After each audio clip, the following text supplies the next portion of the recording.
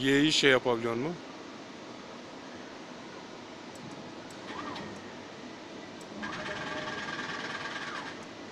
Z.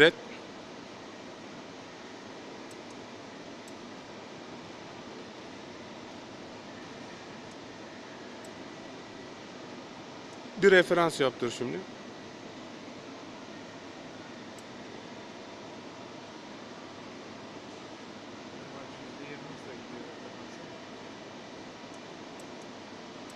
Daha hızlı gitmiyor mu? Referans oldukça da yani hızlandırıyor. Onu kendi yapıyor ya.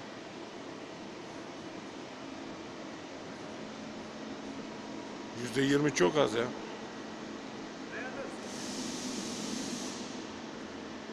Evet, şu anda onlamış. Onladıktan sonra şuradan tekrar şey yapacağız. Veya parçanın bir sıfırı varsa oraya getirip orada kendinize böyle